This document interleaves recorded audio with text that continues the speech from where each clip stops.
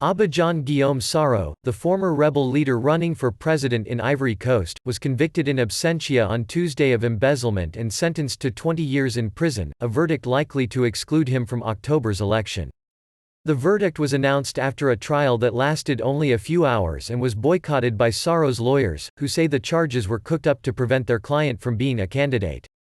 The October 31 election is seen as a test of stability for Ivory Coast, the world's largest cocoa producer, which has emerged from a civil war in 2010-11 that killed some 3,000 people to become one of Africa's fastest-growing economies.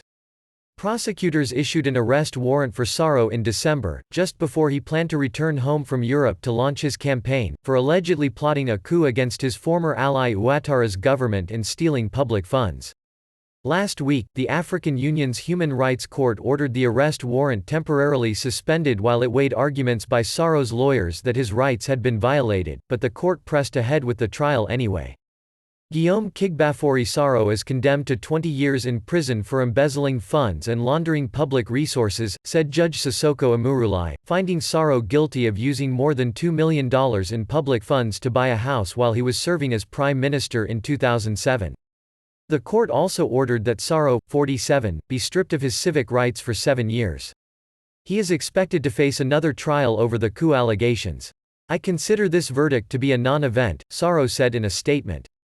"I maintain my presidential candidacy and ask all my supporters to remain mobilized." Soro led the rebels that swept Ouattara to power during the civil war that followed his disputed election victory in 2010. He went on to serve as Prime Minister and Speaker of Parliament under Ouattara, but the two men later fell out as the president made clear he would oppose Soro's presidential ambitions and back his Prime Minister, Amadou Gon Coulibaly. Soro is believed to retain the loyalty of many former rebel commanders who now hold senior positions in the army and was seen a potentially viable presidential candidate who could attract support from young voters.